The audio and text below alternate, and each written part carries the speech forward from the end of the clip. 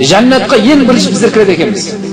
Қараңыздар, бүткіл біздің алдымызда көптеген үмбеттер өтіп кетті осы өмірден. Олар қазір барзақ әлемінде жатыр. Қазір ешкім жәннатта емес, ешкім тозақта емес. Осы өмірден ең соңғы өтетін бір адам бар, соған дейін қиямет болмайды. Адамдардың баршасы сол барзақ әлемінде, қабір әлемінде жатып күтіп жатыр. Тозақта қазір бос тұр, жәннатта бос тұр. Ертең Алла қаласа сол жәннаттың қақпалары ашылған кезде, ал кіріңдер деген кезде ең бірінші кім кіреді екен? Біздер кіреді екенбіз. Қараңыздар, біздер кіреді екенбіз бірінші. Бір хадисте айтады Расул алейхиссалам, біз кешіктік, оздық дейді.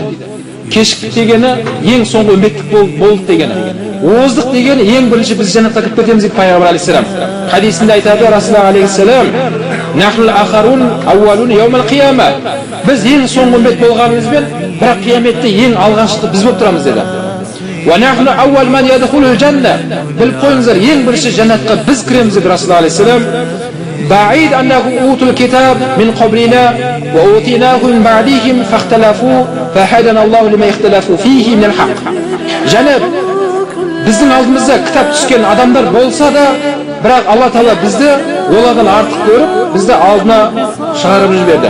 Өйткені олардың бізден кейінгі тұрып қалуының бір себебі, олардың арасында көп ихтилаф болған. Араларында көп дау-дамай туылған. Сол дау-дамайдың арқасында олар көптеген қауым жермен жексен болып кеткен деді. Алла Тағала біздерді қарасаңыздар, Мұхаммед үмбетінде ондай дау-дамай болған емес. Қиямет кешін болмайды иншалла. Расул алейхиссалам сахабалардың мүшриктер сындыра алмаған сағын. Жеке-жеке ұстап алып азаптаған кезде де мынандай сөз айтқан. Қазір сен босатамыз, сенің орнына Мұхаммедтің тұрғанын қалайсың ба деген кезде сахабалар айтқан жауабы, жоқ, пайғамбардың табанына кірген тікен мен маңдайыма кірсін деген.